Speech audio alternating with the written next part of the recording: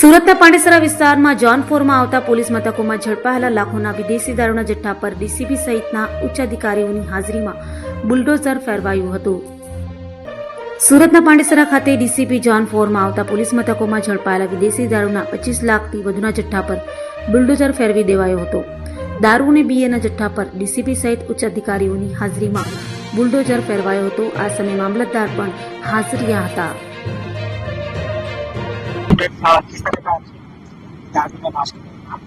આજે 4 નવેમ્બરના રોજ સુરત સિટીના ઝોન 4 વિસ્તારના કુલ 6 થાનાઓ જેમાં વેસુ, અઠવા, ઉમરા, અલથાણ, પાંડેસરા અને ખટોદરા આવે છે. તો આના કુલ 42 કેસોના 7254 બોટલ જેની કુલ કિંમત 26,53,893 રૂપિયા છે. આના નાશ પંચનામા વિગતે એસડીએમ બંને અને પોલીસ ખાતાના બધા અધિકારીઓ સમક્ષ કરવામાં આવી રહ્યા છે અને આ કામગીરી થોડી કલાકમાં પૂર્ણ થશે.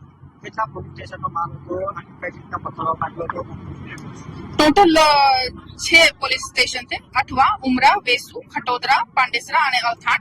અને કુલ 42 કેસો છે અને અલગ અલગ થાનાના અલગ અલગ કેસો છે, જેમાંથી સૌથી વધારે વેસુના મુદ્દામાલ છે.